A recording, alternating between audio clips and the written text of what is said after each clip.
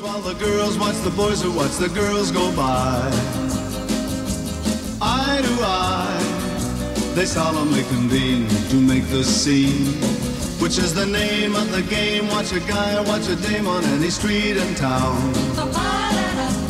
up and down.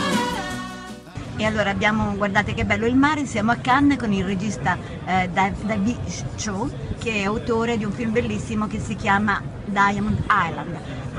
Bonjour, alors est-ce que vous pouvez parler pour nous, comme téléspectateurs, de votre film?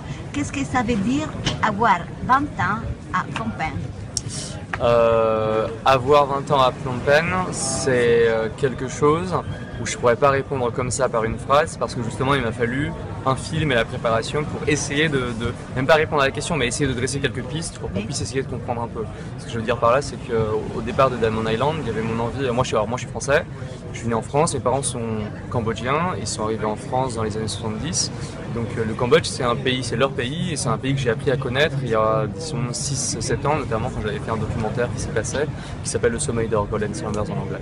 Et donc après ce premier documentaire, j'avais envie de faire une fiction sur le présent du Cambodge, notamment sur la jeunesse, et la relation de la jeunesse avec le Cambodge moderne, le Cambodge qui est en train de se construire, et le Cambodge qui se rêve un pays complètement dans la mondialisation, complètement moderne, à l'égal des autres pays de l'Asie du Sud-Est par exemple, tels que Singapour, etc. Et donc,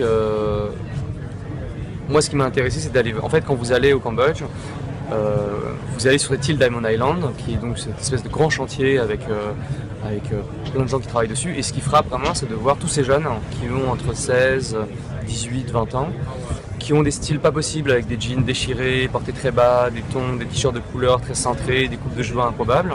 Et ils sont tous en train de construire, du coup, c'est tous des ouvriers, donc ils sont là, ils construisent ce Cambodge du futur. Et en même temps, tous les soirs, ils sortent de leur camp sur lequel ils vivent, qui sont sur cette île, et ils se baladent sur l'île en marchant, parce qu'ils n'ont pas de moto.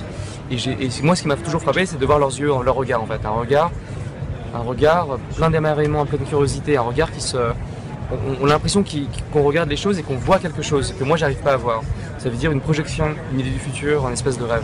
Et moi avec un regard occidental, j'ai toujours aussi pensé que Diamond Island c'était pas... j'ai essayé de comprendre qu'est-ce qui motive en fait cet émerveillement. Donc c'est pour ça que j'ai fait le film. Choe, est-ce que vous aimez votre pays, le pays de votre parent? Je ne pourrais pas dire que c'est mon pays, mais effectivement c'est le pays de mes parents où j'ai passé beaucoup de temps, oui. Je pourrais dire que j'ai vraiment appris à l'aimer. Aimer, je sais pas ce que ça veut dire, mais j'ai appris en tout cas à le connaître, et c'est un endroit qui me rend curieux et qui me fascine beaucoup et qui me donne envie d'en savoir encore plus, et dans lequel de toute façon, en ayant fait 2 films, on a rencontré beaucoup de personnes, j'ai développé des relations, j'ai commencé à faire des choses, et c'est à l'évidence un pays avec lequel je vais faire toute ma vie, quoi. Donc oui, la réponse est oui, bien sûr. Merci bien, je vous souhaite tout le mieux et en même temps d'être toujours plus amoureux de votre pays, parce que c'est un pays très beau. Je vous remercie.